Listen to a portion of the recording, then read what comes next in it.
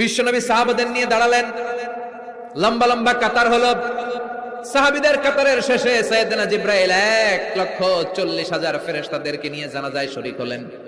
বিশ্বনবী 4 তাকবীর দিয়ে জানাজা পড়লেন, আল্লাহু আকবার, আল্লাহু আকবার, আল্লাহু আকবার, আল্লাহু আকবার। 4টা তাকবীরের মধ্য দিয়ে জানাজা শেষ করলেন। বিশ্বনবী তাকিয়ে দেখে সাহাবাদের পেছনে 1,40,000 ফেরেশতা দাঁড়িয়ে জানাজায় শরীক হয়েছে। বিশ্বনবী বললেন, জিবরাইল, কোনদিন তো এত ফেরেশতা নিয়ে কারো জানাজায় শরীক হতে দেখি নাই। ঘটনা কি? কি এমন আমল ছিল আমার মুয়াবিয়ার, যে আমলের কারণে মুয়াবিয়ার নামটা আল্লাহর আরশে চলে গিয়েছে? 1,40,000 ফেরেশতার বহর নিয়ে তুমি জানাজায় শরীক হয়েছো।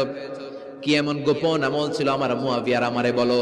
সাইয়েদনা জিবরাইল বললেন, নবী, আপনার মুয়াবিয়া বিশেষ একটা আমল করত। বিশ্বনবী বললেন, কি সেটা? সাইয়েদনা জিবরাইল বলে, আপনার এই সাহাবী